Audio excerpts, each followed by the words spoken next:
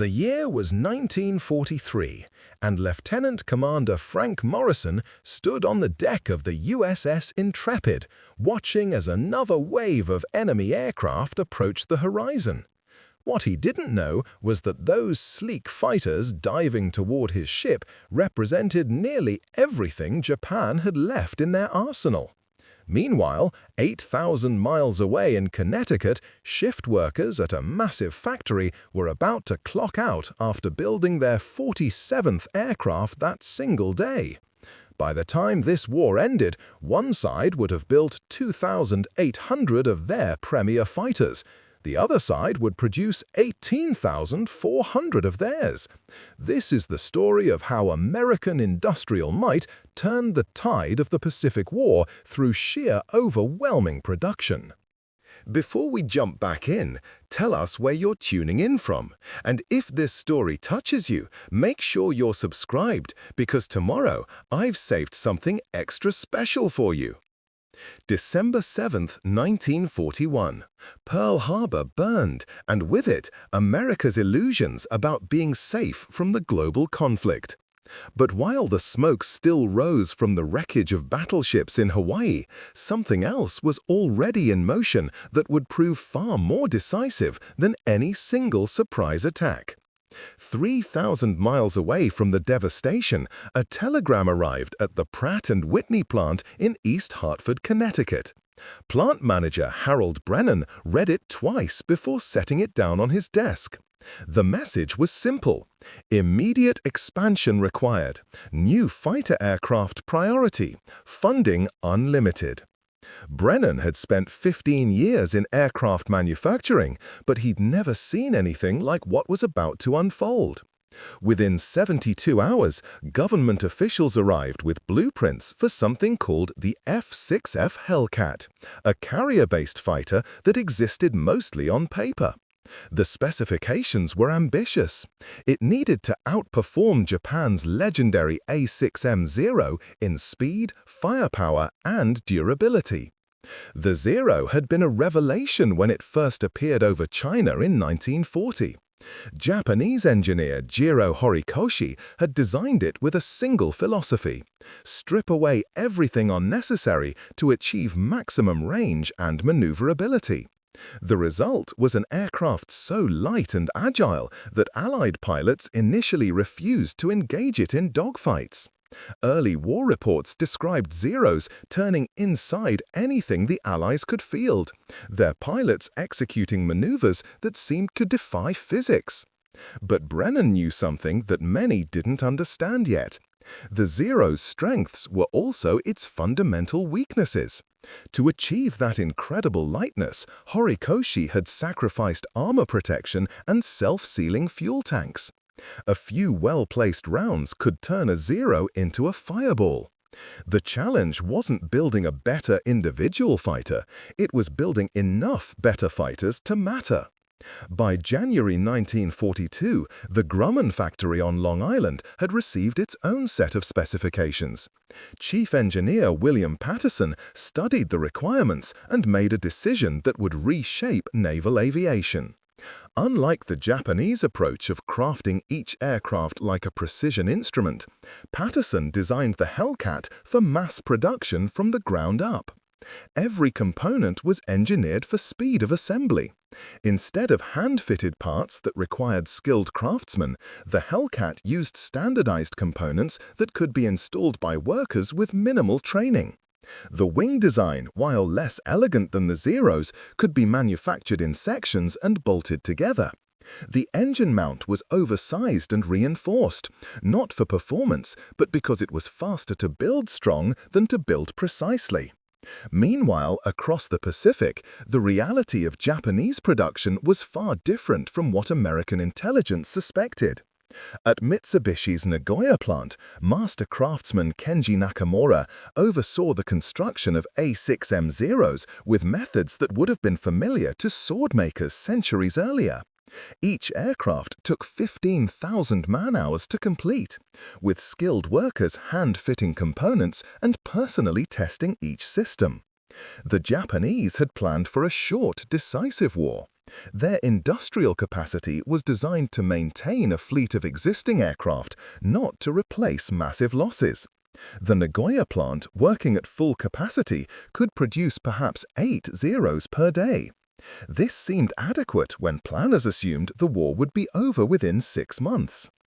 American production philosophy operated on entirely different principles. Henry Peterson, the newly appointed production coordinator for naval aircraft, had spent the previous decade studying Henry Ford's assembly line innovations. Peterson believed that any manufacturing process could be broken down into simple, repeatable steps that ordinary workers could master quickly. At the Grumman plant, Peterson implemented what became known as the cascade system. Instead of skilled workers following each aircraft through the entire assembly process, the production line was divided into 47 distinct stations.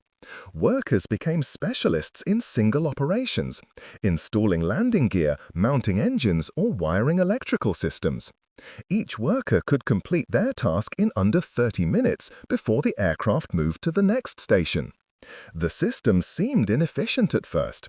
Early Hellcats took longer to build than anyone expected, and quality control issues plagued the first production runs. Engines leaked oil, electrical systems failed, and landing gear occasionally refused to retract. Traditional aircraft manufacturers would have halted production to address these problems. Instead, Peterson created parallel improvement teams. While the main production line continued building aircraft, specialized groups worked exclusively on solving specific problems. When they developed solutions, these were implemented immediately on the line without stopping production. The philosophy was revolutionary: build aircraft continuously while simultaneously improving the design. By summer 1942, the results were becoming apparent. The Grumman plant was producing 12 Hellcats per day, with quality steadily improving. Each aircraft was stronger and more reliable than its predecessor, incorporating lessons learned from the previous day's production. The Zero, meanwhile, remained essentially unchanged from its 1940 design, built using the same painstaking methods that had created the first prototype. The strategic implications were staggering, though few understood them yet. Japan's entire industrial capacity could maintain perhaps 300 operational Zeros at any given time. America was preparing to build that many Hellcats in a single month. But the real advantage wasn't just in numbers. It was in the completely different philosophy behind those numbers. Japanese pilots were irreplaceable assets, trained through years of rigorous selection and instruction. Each Zero was crafted to maximize the capabilities of these elite aviators. When either the pilot or the aircraft was lost, replacing them took months or years. American pilots, by contrast, were being trained through standardized programs designed to quickly produce competent aviators who could effectively operate standardized aircraft. The Hellcat was deliberately designed to be forgiving of pilot error, with stable handling characteristics and robust construction that could survive novice mistakes. This wasn't just industrial planning, it was a fundamental reimagining of how air wars could be fought and won. March 1943. Inside a windowless conference room at the Navy Department in Washington, Admiral Chester Sullivan spread reconnaissance photographs across a mahogany table. The images showed something that made his blood run cold: empty aircraft carriers returning to Japanese ports. Not damaged carriers limping home after battle, but operational carriers with empty flight decks. "They're running out of aircraft," muttered Intelligence Officer Captain Robert Hayes, pointing to the latest intercepts. "Our cryptographers are seeing maintenance requests for A6M units that were reported destroyed months ago. They're cannibalizing wrecks to keep fighters operational." 3,000 miles west, at the expanding Boeing facility in Seattle, a different kind of urgency drove the midnight shift. Production Supervisor Margaret Coleman walked the assembly line, clipboard in hand, watching as her workers installed the 847th Hellcat engine that week. The plant operated around the clock now, 3 full shifts rotating through positions that hadn't existed 6 months earlier. Coleman had been a high school mathematics teacher before the war. Now she managed 1,200 workers, most of whom had never seen the inside of a factory before Pearl Harbor. Farmers from Oklahoma worked alongside housewives from suburban Detroit, all learning to rivet aluminum panels and install hydraulic systems with precision that would have impressed peacetime engineers. The transformation wasn't accidental. Thomas Bradley, the new director of aircraft production, had studied every aspect of American manufacturing capacity and concluded that traditional skilled labor approaches would never meet wartime demands. Instead, he pioneered what became known as distributed expertise, breaking complex tasks into simple components that could be mastered quickly. At the Chance Vought plant in Connecticut, this philosophy reached its extreme expression. Final assembly of each Hellcat involved 312 distinct operations, each timed to the minute. Workers specialized in tasks so specific that some spent entire shifts installing only the port wing fuel line, completing the operation 23 times per day with mechanical precision. The system produced aircraft faster than anyone had imagined possible, but it also created unexpected challenges. Early Hellcats suffered from what engineers called specification drift, minor variations in assembly that accumulated into significant performance differences between individual aircraft. Some fighters could barely reach their design speed, while others exceeded it by 15 miles per hour. Rather than slow production to address these inconsistencies, Bradley created roving quality teams that identified the best-performing aircraft and reverse-engineered their assembly processes. These optimal procedures were then standardized across all production lines within 48 hours. The approach was revolutionary. Instead of designing perfect aircraft, they were evolving them in real time. Meanwhile, at Mitsubishi's Nagoya works, chief engineer Saburo Nakamura faced an entirely different crisis. The precision manufacturing that had made the Zero legendary was becoming its strategic liability. Each aircraft still required the same 15,000 man-hours of skilled labor that had been necessary in 1940, but Japan's pool of experienced craftsmen was rapidly diminishing. Master assembler Hiroshi Tanaka, who had personally built over 200 Zeros, received orders to train production workers in half the usual time. The results were catastrophic. Aircraft assembled by hastily trained workers suffered catastrophic failures at alarming rates. Wing structures failed during high-G maneuvers, engines seized due to improper assembly tolerances, and electrical systems sparked fires in cockpits. The Japanese response was to increase quality control inspections, which further slowed an already laborious process. By spring 1943, the Nagoya plant was producing fewer aircraft than it had the previous year, despite working longer hours and employing more people. The pursuit of individual aircraft perfection was strangling mass production capability. American factories, by contrast, were discovering the power of what industrial engineers called acceptable imperfection. Charles Morrison, chief quality inspector at Grumman, implemented statistical sampling instead of individual aircraft inspection. Rather than testing every component on every aircraft, his teams measured random samples and used statistical analysis to predict overall fleet performance. This approach revealed something unexpected. Minor variations in individual aircraft performance actually improved overall fleet effectiveness. Pilots could select aircraft that matched their flying styles, mechanics could specialize in maintaining specific variants, and combat squadrons could deploy mixed formations that maximized collective strengths while minimizing individual weaknesses. Preparing and narrating this story took us a lot of time, so if you are enjoying it, subscribe to our channel. It means a lot to us. Now, back to the story.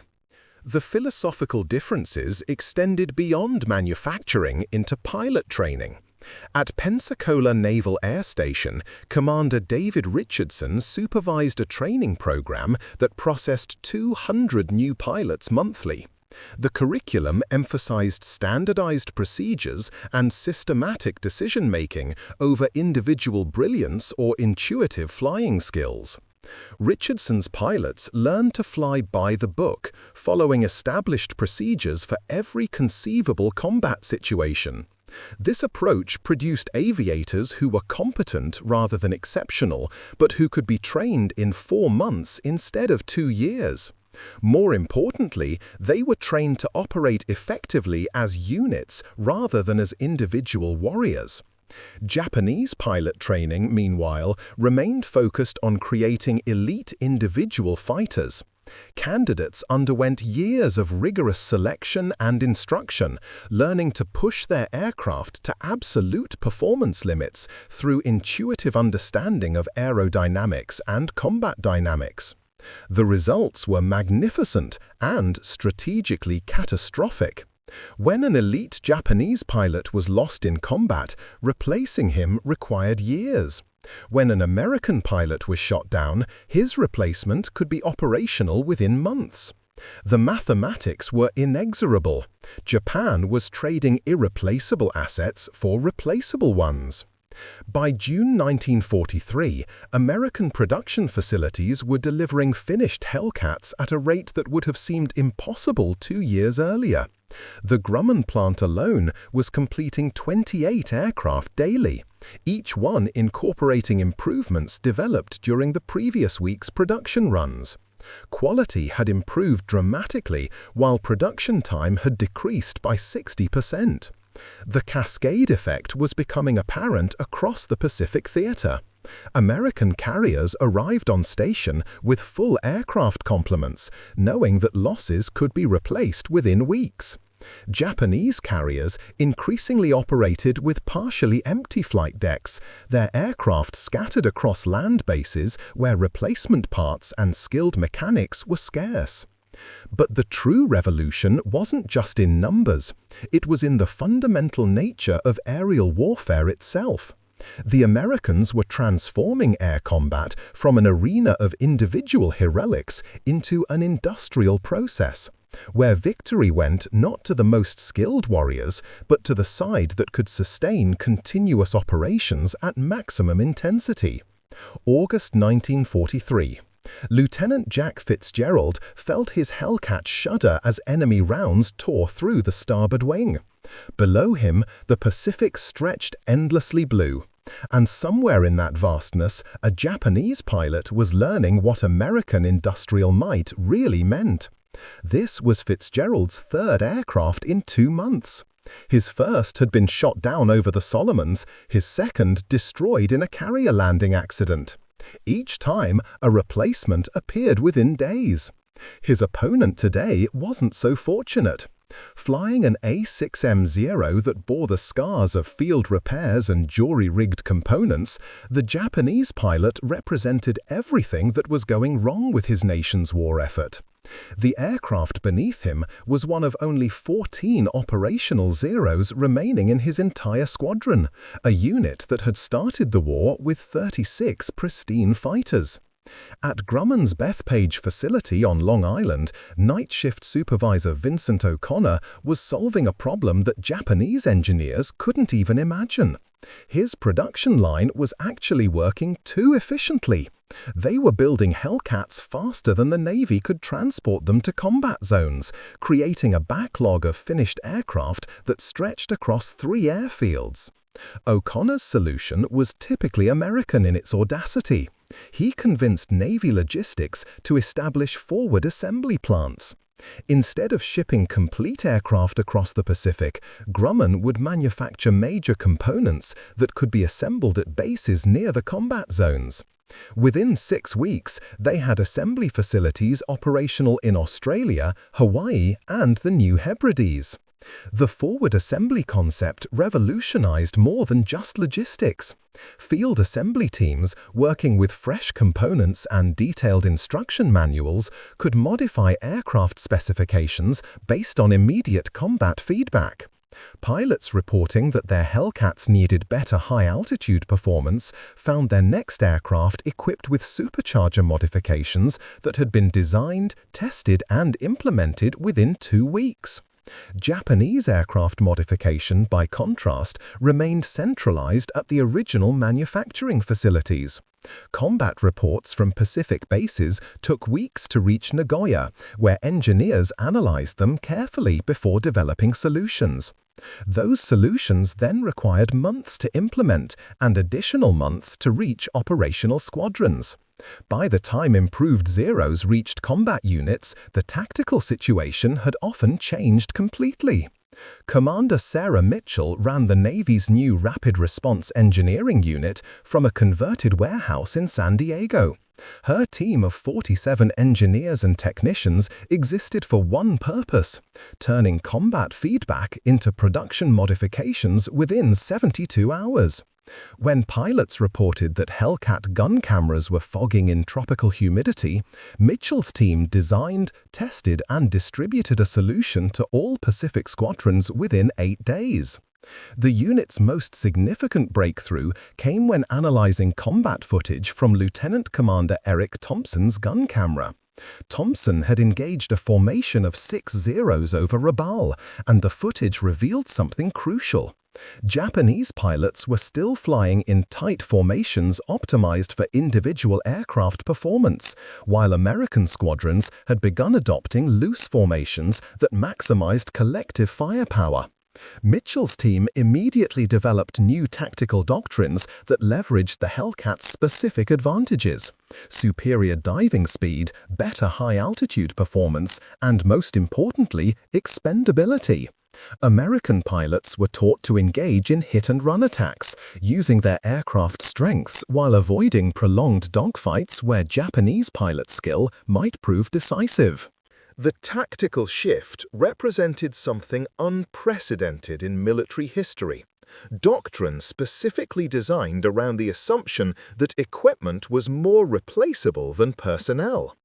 Japanese tactics, evolved over centuries of warrior tradition, emphasized individual skill and aircraft preservation.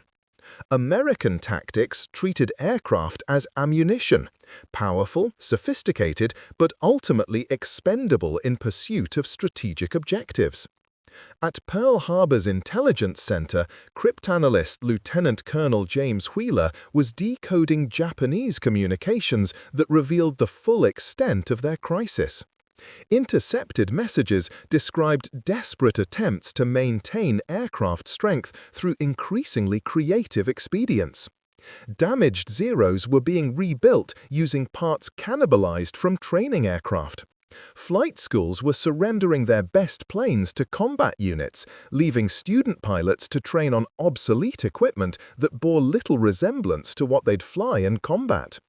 Most telling were the maintenance reports. Japanese ground crews were extending aircraft service intervals far beyond safe limits, flying Zeros with engines that should have been overhauled months earlier. Wing spars cracked from metal fatigue were being reinforced with improvised patches. Landing gear that should have been replaced was being welded and re-welded until the metal began failing catastrophically. American maintenance practices had evolved in the opposite direction. With aircraft arriving faster than they could be damaged, maintenance crews adopted increasingly conservative approaches. Engines were replaced at the first sign of unusual wear. Airframes showing any structural stress were retired from combat service and transferred to training units.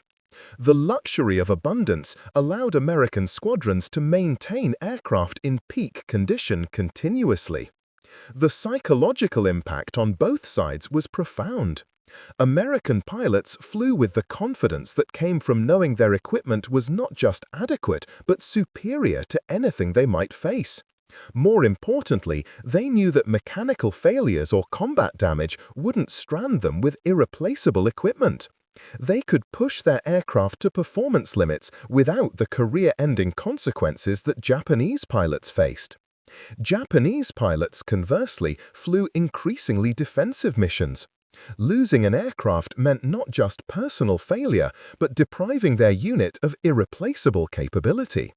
The aggressive tactics that had dominated the early war gave way to cautious engagement strategies designed primarily to preserve aircraft rather than destroy enemy forces.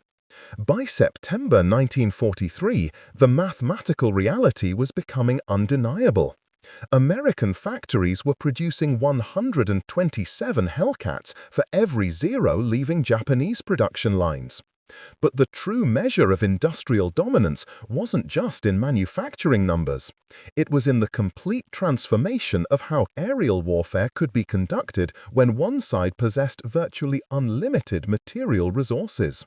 November 1943, Captain Russell Hayes stood in the ready room aboard USS Lexington briefing his squadron for what intelligence called a routine patrol. The irony wasn't lost on him. 6 months ago, encountering a single 0 was front-page news. Today, his pilots complained when they couldn't find enough enemy aircraft to make their missions worthwhile. Hayes commanded Fighting Squadron 16, equipped with 24 pristine Hellcats that had been delivered just 3 weeks earlier. His maintenance chief, Petty Officer First Class Donald Crawford, reported something that would have been impossible to imagine in 1942. They had more replacement aircraft than they could effectively maintain. 2 additional Hellcats sat in the hangar, still in factory wrapping, waiting for pilots to return from leave. The abundance created unexpected challenges. Crawford's mechanics, trained to squeeze maximum service life from scarce equipment, were now learning to identify optimal replacement timing. Instead of nursing damaged aircraft back to airworthiness, they were retiring fighters with minor problems and transferring them to training squadrons stateside. Meanwhile, at Rabel Airfield, Japanese Maintenance Chief Warrant Officer Kenji Yamamoto faced an entirely different reality. His engineering section was responsible for keeping 11 operational Zeros mission-ready, using parts salvaged from 23 aircraft wrecks scattered around the base perimeter. Yamamoto's men had become masters of improvisation, crafting replacement components from aluminium sheeting, rewinding electrical coils by hand, and rebuilding hydraulic systems with rubber tubing scavenged from ground vehicles. The Japanese pilot shortage had reached critical levels. Flight Lieutenant Takeshi Murakami, a veteran of Pearl Harbor and Midway, now flew with wingmen who had fewer than 40 hours of combat experience. These rookie pilots, rushed through abbreviated training programs, struggled with basic formation flying, and often became liabilities in combat rather than assets. Murakami's own aircraft told the story of Japan's industrial collapse. His Zero bore patches from 3 different airframes, an engine that burned oil and produced uneven power, and control surfaces that had been straightened and re-straightened so many times that the aircraft required constant trim adjustments to fly level. At the Consolidated Aircraft plant in San Diego, production manager Helen Foster was confronting a problem of abundance. Her facility was producing Hellcats so efficiently that the Navy had requested production increases for allied nations. Foster's assembly lines were now building aircraft with Australian, British, and Free French markings, spreading American air power across multiple theaters simultaneously. Foster had pioneered what she called parallel improvement streams, separate research teams working on enhanced versions while main production continued unchanged. Her engineers were simultaneously developing high-altitude interceptor variants, long-range reconnaissance models, and specialized ground attack versions, all based on the same basic Hellcat airframe but optimized for different mission profiles. The approach yielded unexpected benefits. When Pacific commanders requested aircraft capable of extended range missions, Foster's team delivered specialized variants within 6 weeks. When European theater commanders needed high-altitude interceptors, modified Hellcats appeared in British squadrons within 2 months. The flexibility of mass production was enabling customization at unprecedented speed and scale. British aircraft development, meanwhile, had stagnated completely. Engineers at Mitsubishi's Design Bureau worked on improved Zero variants, but their prototypes required manufacturing techniques and materials that simply weren't available. Advanced aluminum alloys were reserved for submarine construction, precision instruments went to naval vessels, and skilled craftsmen were increasingly scarce. The most telling indicator came from Japanese pilot training reports. Lieutenant Commander Hideki Nakajima, responsible for advanced fighter training at Kasumigara Air Base, filed reports that revealed the full extent of the crisis. New pilots were completing training in aircraft so different from operational Zeros that their first combat missions essentially became continuation of flight instruction. Training aircraft engines were limited to 60% power to extend their service life, meaning student pilots never experienced the performance characteristics they'd encounter in combat. Gunnery training used ammunition so sparingly that most pilots fired fewer than 200 rounds during their entire instruction period. Radio equipment was removed from training aircraft to preserve it for combat units, leaving pilots unfamiliar with communication procedures they'd need to survive their first missions. American pilot training had evolved in the opposite direction. At Corpus Christi Naval Air Station, flight instructor Lieutenant Commander Patricia Reynolds supervised programs that used aircraft identical to combat variants.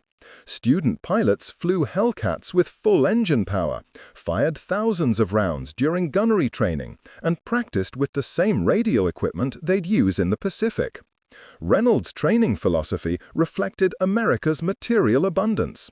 Better to overtrain pilots and consume more resources than risk sending inadequately prepared aviators into combat. Her students graduated with more flight hours in high-performance aircraft than many Japanese veterans possessed after months of combat operations. The strategic implications extended far beyond individual pilot capabilities. American squadrons could replace combat losses without degrading overall effectiveness.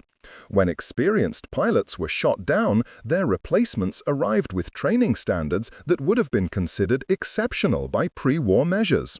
Squadron performance remained consistent regardless of personnel turnover. Japanese squadrons, by contrast, experienced cascading degradation as veteran pilots were lost. Each irreplaceable expert was succeeded by increasingly marginal pilots flying increasingly unreliable aircraft. Unit effectiveness declined exponentially rather than linearly, creating operational gaps that no amount of courage or tactical innovation could bridge. By December 1943, American intelligence estimated that Japanese aircraft production had fallen below the rate of combat losses for the first time in the war. Every Zero shot down represented a permanent reduction in Japan's total fighting capability. The industrial war had reached its mathematical conclusion. One side was producing faster than it could lose aircraft, while the other was losing faster than it could produce. March 1945. Admiral William Bull Halsey stood on the bridge of USS Missouri, watching the largest naval aviation formation in human history prepare for what intelligence suggested might be the final carrier strikes against Japan. Below on the flight deck, 73 Hellcats sat ready for launch, their engines warm, their pilots eager. Similar scenes played out across 16 other American carriers scattered across the Pacific, each loaded with aircraft that represented the culmination of the greatest industrial mobilization in history. What Halsey couldn't see was equally significant: the empty hangars at Japanese airfields across the home islands. At Kasumigara, where Japan had once trained its finest naval aviators, Rear Admiral Toshiro Nakamura walked through facilities that now housed more maintenance equipment than aircraft. His remaining 14 operational Zeros sat dispersed in camouflaged revetments, their pilots conserving fuel and ammunition for a final battle that everyone knew was coming. The numbers told a story that transcended individual heroism or tactical brilliance. American factories had delivered their 18,156th Hellcat 3 days earlier, rolling off production lines that continued operating at full capacity even as victory appeared certain. Japanese production records, meticulously maintained until the bitter end, showed 2,807 A6M0s completed since the program began in 1940. The mathematical disparity represented more than manufacturing capability. It demonstrated fundamentally different approaches to industrial warfare. Lieutenant Colonel George Patterson, now serving as Pacific Fleet Aviation Intelligence Officer, compiled the final production analysis that would reshape military thinking for generations. His report documented something unprecedented in warfare. One combatant had outproduced another by a ratio of nearly 7-to-1 in a critical weapons system, while simultaneously improving quality, reducing costs, and shortening delivery times.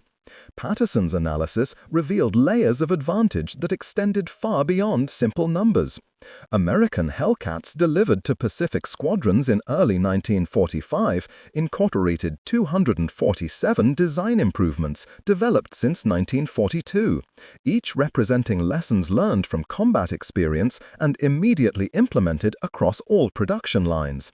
These late-war aircraft were faster, more reliable, and more heavily armed than their earlier predecessors, despite being built in a fraction of the time.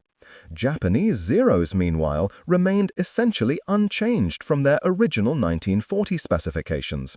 Attempts at improvement had been abandoned as production resources became increasingly scarce and engineering talent was diverted to desperate last-resort projects.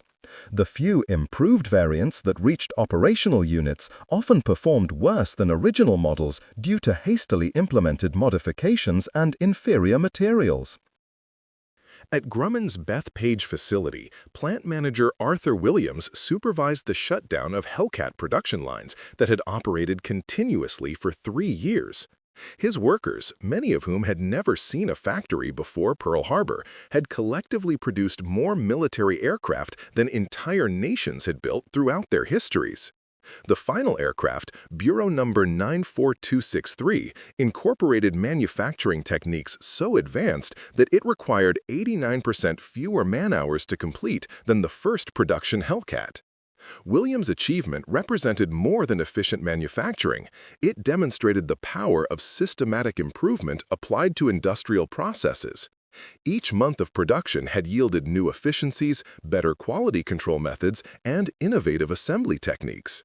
The learning curve had never flattened. Even in the final weeks, his engineers were developing improvements for aircraft that would never be built.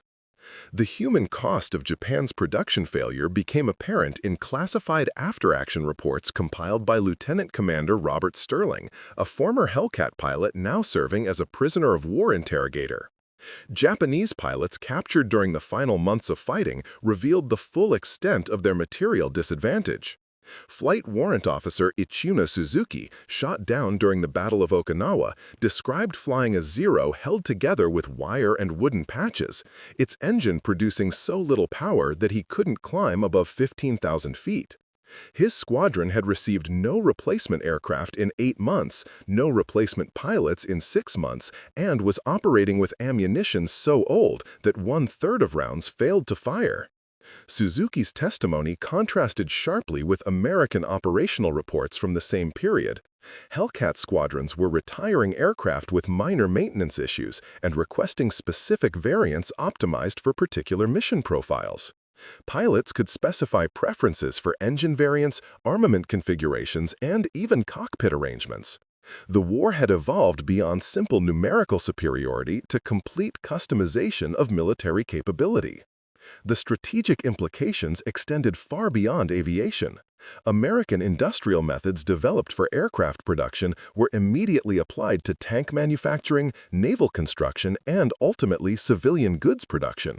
The techniques pioneered by managers like Harold Brennan, Thomas Bradley, and Helen Foster became the foundation for post-war economic dominance that lasted decades.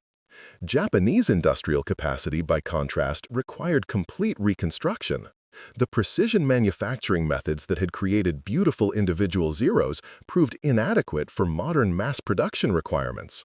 Post-war recovery required abandoning traditional craftsmanship approaches in favor of American-style systematic manufacturing processes.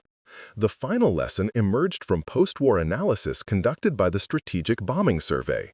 Colonel Frederick Mason, tasked with evaluating the effectiveness of different approaches to industrial warfare, concluded that the aircraft production differential had been more decisive than any single battle or campaign. Japan had lost the war not when their cities burned or their fleets sank, but when American factories began producing military equipment faster than it could be destroyed. Mason's report documented a fundamental shift in warfare itself. For the first time in history, industrial capacity had proven more important than geography, population, or even military strategy. The side that could build the most, fastest, and best had achieved victory through simple mathematical supremacy. The final tally stood as a monument to American industrial achievement: 18,000 Hellcats delivered to operational squadrons compared to 2,800 Zeros that reached Japanese combat units. Behind those numbers lay millions of workers, thousands of engineers, and hundreds of managers who had collectively reimagined how nations could mobilize for total war. The Pacific conflict had been won not by superior tactics or individual heroism, but by the systematic application of industrial efficiency to military production. The age of industrial warfare had reached its culmination, and America had written its definitive blueprint for victory. Up next, you've got two more standout stories right on your screen. If this one hits the mark, you won't want to pass these up. Just click and check them out. And don't forget to subscribe and turn on the notification bell so you don't miss any upload from us.